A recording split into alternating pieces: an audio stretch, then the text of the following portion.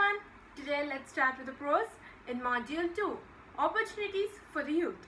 The author of this lesson is Jawaharlal Nehru. We all know that he was the first Prime Minister of India. He is known to be the architect of modern India. He was a versatile genius and also a gifted writer. Some of his books are Letter from Father to His Daughter, Glimpses of World History, an autobiography, and the Discovery of India. His writings reflect the depth of his knowledge on Indian culture and civilization. This lesson, Opportunities for Youth, is a speech given by Jawaharlal Nehru. This is an inspiring message to the youth. It deals with the significance of coordination between words and deeds. As we move into the lesson, you know that once I wrote a book called The Discovery of India. I was engaged in that quest long before I wrote that book. It was not mere curiosity that led me to that quest. I was engaged in many activities and I wanted a proper reconciliation between my activity and my thought. Thought without action is abortion. Action without thought is folly.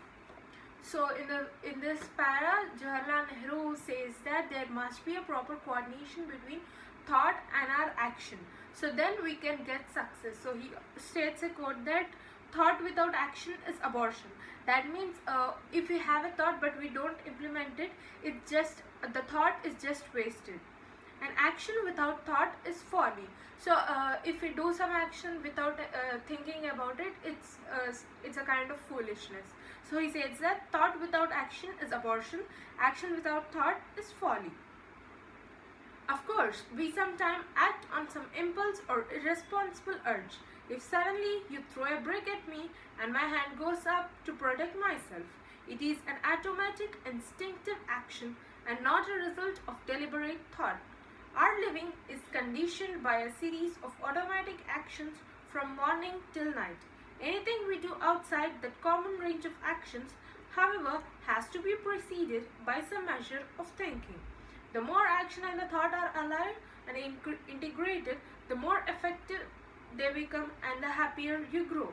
There will be no inner conflict between a wish to do something and inability to act, or between thinking one way and the action another. The happiest man is he whose thinking and action are coordinated.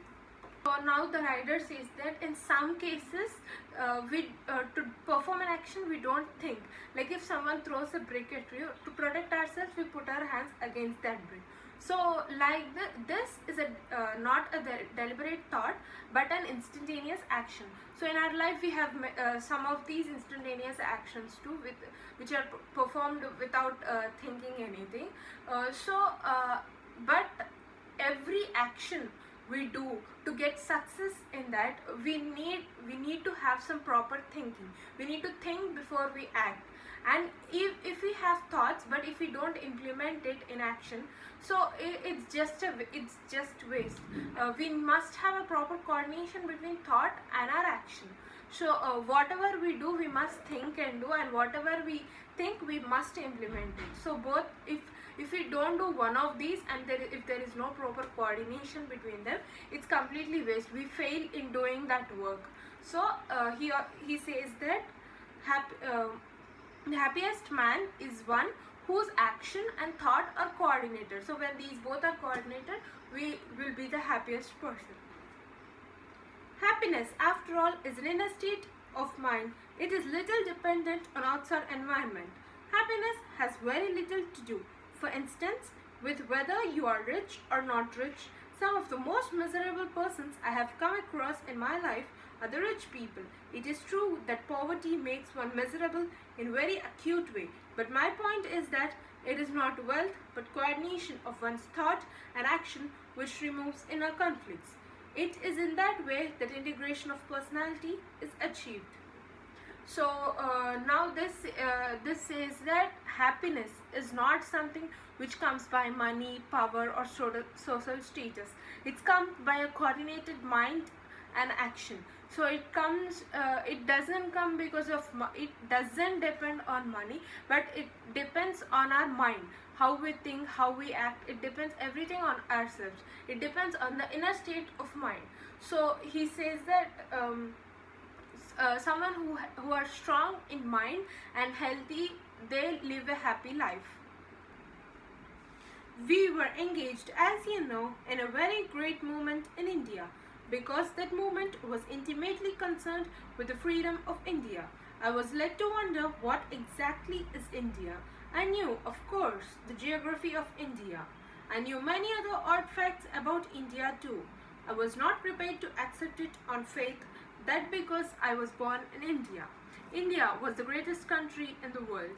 That is the kind of folly in which the people of every country indulge. There are quite enough people in India who think that India is obviously the greatest country. In the days when we were politically subject and could not take much pride in our political condition, we prided ourselves in our spiritual greatness. Having nothing else to get hold of, we took refuge in spirituality. So it is natural for one to like their country and the people of their country, and in the same way Nehru, when he participated in the freedom movement, he know everything about India. He know the positives and negatives of India, but he couldn't accept the negatives because he is born in India. So we always like our country and we are always proud of our country, and we think that our country is the best in its own way. So even if we have many negatives, we always be proud of our country, and we always choose the positives of the country, and we always like our country and our own people. If you go to other countries, I shall not name them, as I do not wish to cause offense.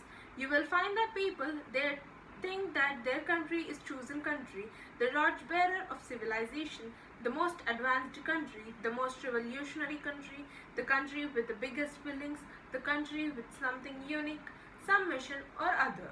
It is natural for one to like one's own country and one's own people. I would be unnatural not to do so. It is good to be a little proud of one's own country, but it is wrong to start imagining that we are the highest and the best in the world. The fact is that every country and every people have admirable points about them. If they have great achievements to their credit, and they have also bad periods in their history. This applies not to countries only but to individuals. Nobody is perfect. Not only Indians, but if we see about other countries also, they are also proud of their country, and they also like their own country and own people. So it is not wrong to like our own country, one's own country and one's own people, and we can be a little proud of our country, but it is wrong to think that our country is the best in the world and it is the greatest than all others. So every country has its own positive points, own negatives. So every country is great in its own way. So we can't say that only one is the greatest and only one is the best. Everything is good in its own way. Nobody is perfect. He has weakness and failings. Nobody is thoroughly bad either. We are all mixtures of good and evil, but we should try to further the good in ourselves and in others.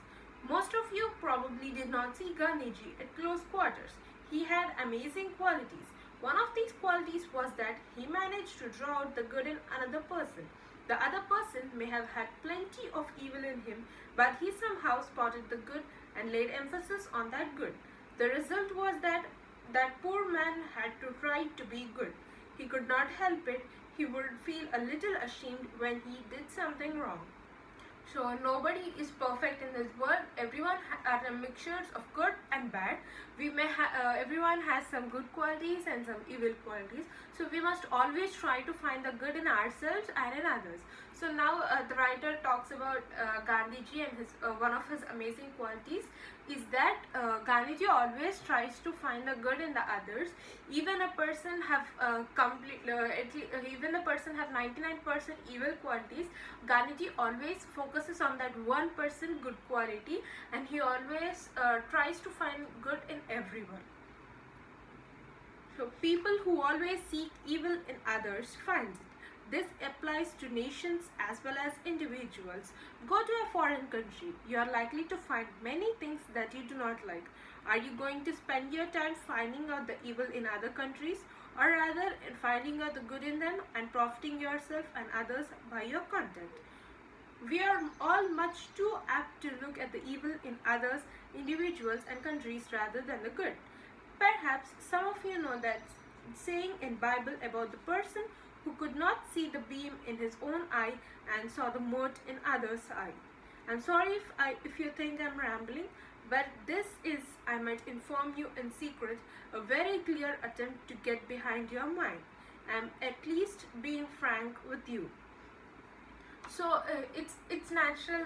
It's natural. Everyone always try to find the evil in others, and they do not try to find the good. Even if they are bad, they always find bad in others, but they always leave good aside.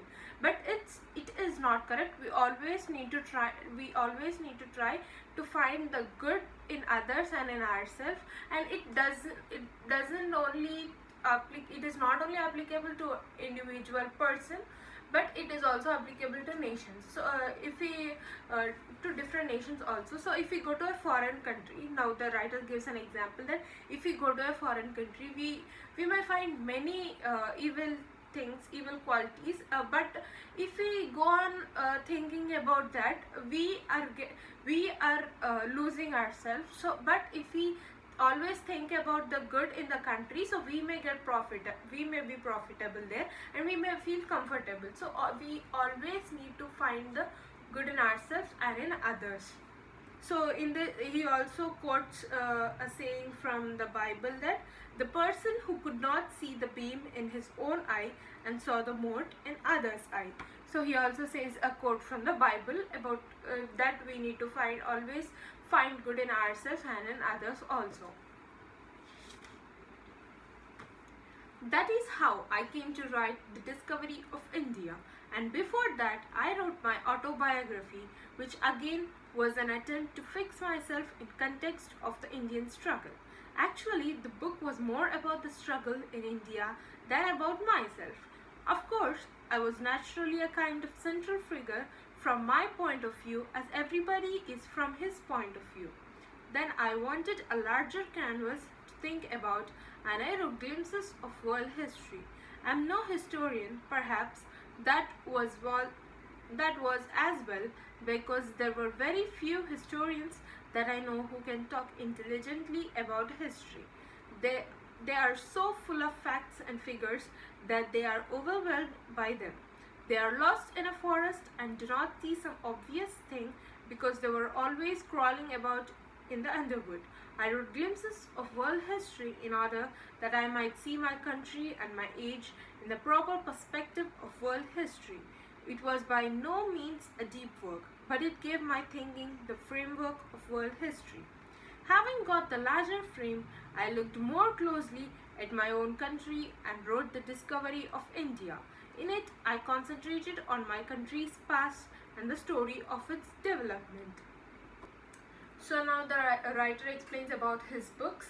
So an autobiography. This is the book written about the struggles of India. It's not an it's named autobiography, but it's more about the struggles in India. So this is written from the writer's point of view. So he wants to he expands his thinking, and then he writes the another book, Glimpses of World History. So this book mainly says about where India, from this book we could know where India is, what India is in the whole world history. So in this way he expands his thinking, and the another book, The Discovery of India. This book is completely about Indian history, the past of India and how its story of development, how India is being developed, what are the struggles, what is its past, present, and how it's being developed. I'm trying to explain to you how my thinking developed in these matters. The more I thought and the more I learned, the more I saw how little I knew and how much more there was to learn. One of my regrets today is that I have no time to pursue these studies properly by reading or thinking or writing, because writing for me is essentially an aid to thinking.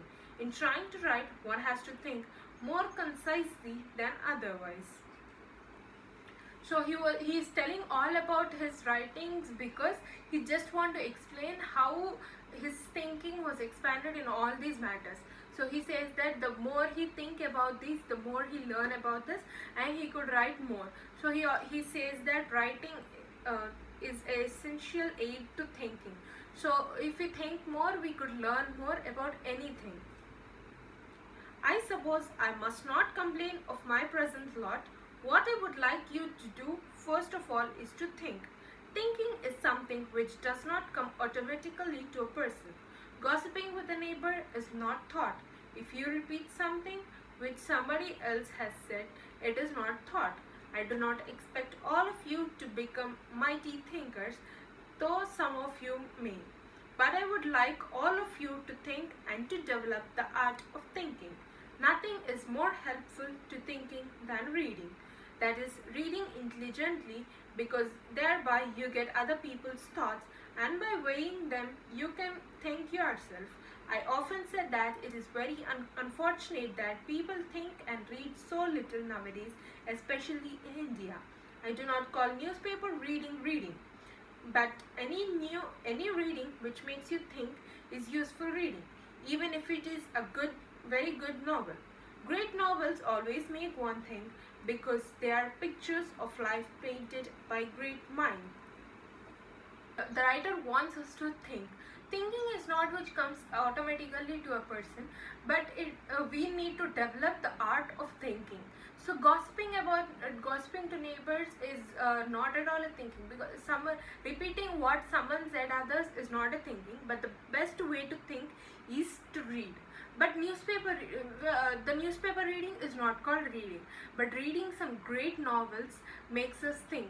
So we must read some novels, and we must develop the art of thinking. If you think about the 5-year plans, you will find what a vital part the engineer plays in them. We shall require tens of thousands of engineers and hundreds of thousands of overseas mechanics and other technicians for our plants. The whole world is becoming more and more a world of trained people. They need to be trained in two ways. They must be trained in mind and have some vision and understanding of the world picture. Then they must be trained in particular jobs which they can do well, whether it be science or engineering or medicine or education. Such are the skills which will build India. Frankly, the job of politician will not build India. Although I speak as a politician is a useful person in his own way, though it is conceivable that in a perfect society the politician will fade away, but it is not conceivable that the experts will fade away. There will always a need for the engineer and the scientist. They cannot fade away even if the politician may fade away. However, I do not think the time is near when the politician will fade away.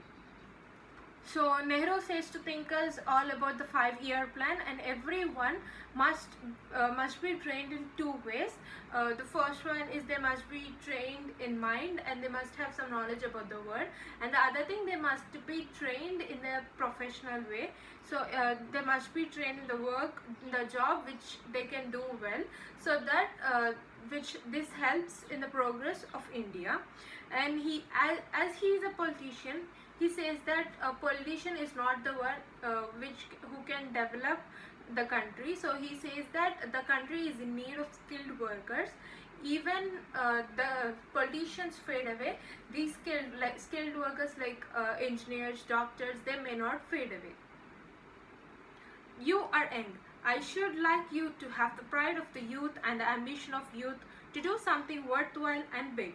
All of you may not be geniuses, but some of you might yet do worthwhile things in some department of human activity or other. I do not like people who have no pride and ambition and are just sloppy people. I'm not using the words pride and ambition in a small personal sense. I do not mean the pride of getting money, which is the silliest of all types of pride. Pride should consist in doing your job in the best possible manner. If you are a scientist, think of becoming an Einstein, not merely a reader in your university. If you are a medical man, think of some discovery which will bring healing to the human race. If you are an engineer, aim at some new invention. The mere act of aiming at something big makes you big. Who says to youth that everyone must have the pride of youth and everyone must have the ambition to do something big. Here the pride doesn't refer to the pride of getting money, but the pride should be in the job which we do. We must do our job in the best possible way.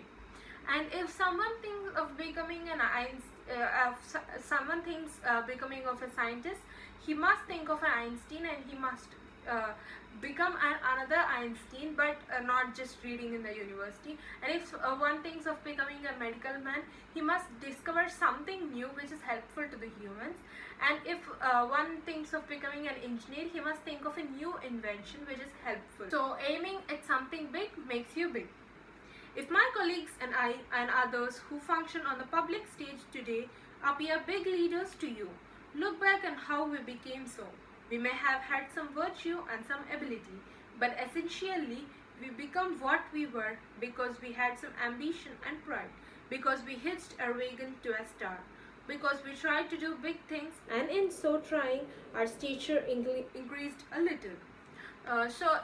We always think Nehru, and about when we think about all others, great politicians or great people. So we think they are great people, but we must know how they became great. So there is much hard work. They have the capability to do so, and they think they had aimed to become that. So they became that because of their hard work, because of their thinking, and because of their pride, and they have some ambition to do. So they were always fixed to that ambition, and they moved. So they became great people. So we must also do in the same way. We must aim high and act accordingly, so we make a success in our life. It is not what you say that matters, but what you do. Think therefore of the vast opportunities that the world offers to those who are keen of mind, strong of character, and fleet of foot. Think of the opportunity that India offers.